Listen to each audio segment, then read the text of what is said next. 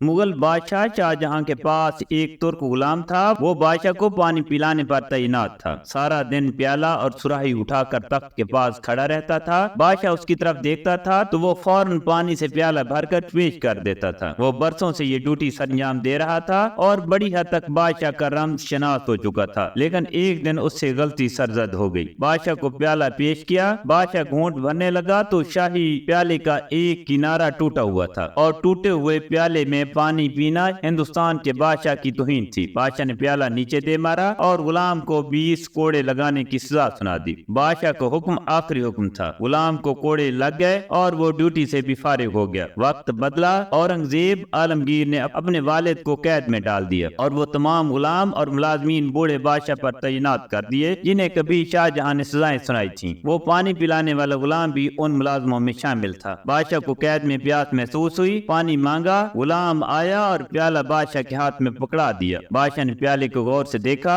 वो शकिस्ता था और किसी ने उसकी किरचियां जोड़कर उसे काबिल इस्तेमाल बनाया था। बादशाह ने हसरत से प्याला देखा और फिर गुलाम की तरफ देखकर पूछा, मेरे साथ ये सलूक क्यों? गुलाम ने मुस्कुराकर अर्ज किया, हजूर ये वक्त का सलूक है। ये वही प्याला है जिसका एक कोना भरने पर आपने इस प्याले में पानी पीने से इनकार कर दिया था और उसे जमीन पर मारकर तोड़ दिया था। मैंने उस टूटे हुए प्याले की किरचियां उठा ली थी। मैंने उन्हें जोड़ा और उस घड़ी का इंतजार करने लगा जब आपको वक्त इस प्याले में पानी पीने पर मजबूर करेगा। और बादशाह सलामत, वो वक्त आ गया है। शाहजहां की आंखों में आंसू आ गए। ये आंसू अगर ना भी आते तो बादशाह ने बाकी जिंदगी पानी इसी टूटे हुए प्याले में पीना था। नाजरीन, सवाल ये पैदा होता है कि क्यों? क्योंकि ये दुनिया एक वादी है और इस वादी में हर शख्स को अपनी अना, अपने तकब्बर और अपनी हमाकतों की बाज़ गश्त बहरहाल सुनना पड़ती है।